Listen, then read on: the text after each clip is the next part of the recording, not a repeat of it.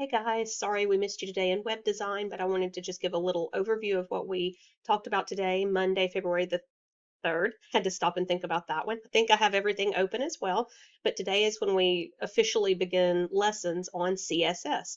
We've started doing tutorials with CSS, the beginner level in Codecademy, but now we're going to start doing projects that include CSS. We've technically been doing projects with CSS, but we used what we call inline CSS, meaning that we type it in the line with our HTML tags. But today we're going to make our very first external style sheet. That's why it's called CSS Cascading Style Sheet. So what I'm giving for bell work for everyone else is going to look like this right here. And it's just a very basic web page. You can tell it has an H1, a paragraph, a couple of HRs here. Website updates is actually an H2 that is underlined. It's not a link, even though it is underlined. You do see some bold text. You see an ordered list, and you see some italics down here. So that's what we're starting off with for our bell work. I'm going to challenge everyone to code this as much as they can, but I will show you that over here in the slides, which I'm also going to attach to the email that I send you, the code is right. Oh, that's for her version. The one that we're doing today, it's right here. So on slide 8, you'll see one that says, of course, my name and everything, but you would customize it to be your name. So that being said, we're starting off by doing this page. We're going to check it. And when it looks like this, then we're going to start typing the external style sheet.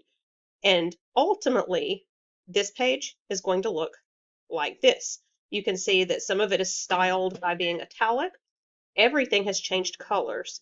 I will tell you that she has some sample code, the lady who designed the curriculum, but she did not treat this like an ordered list. She just treated them like paragraphs, and I don't like that. So that's why I would prefer you to use the code sample that I show you on slide 8 of the slides, where I customized it, personalized it for myself.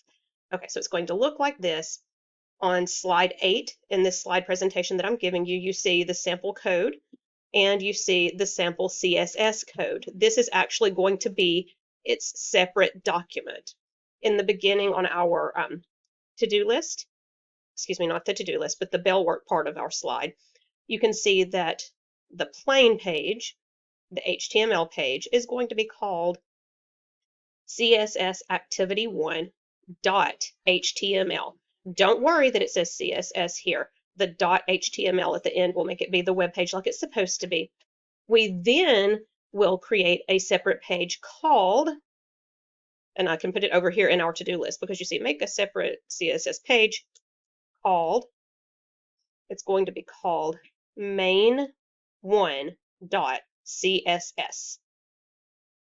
main1.css. That's very important that you call it that, because much like we have linked some of our old pages into our new HTML projects, you can see on slide 8, if I can get it to cooperate, that at the top we have linked actually in the top, up in the just above the head actually of our HTML page, to look for a sheet, a style sheet called main1.css. If you create this page, then it should link just fine, as long as you name it exactly this. Now, where are you going to create a CSS page, you might ask? You create CSS and HTML both using the text app. But it's very, very, very important that you put .css at the end so that it knows that that is a page purely of style and not of any other content that it's trying to display. I'm going to hit pause here, but please do not hesitate to reach out if you have any questions.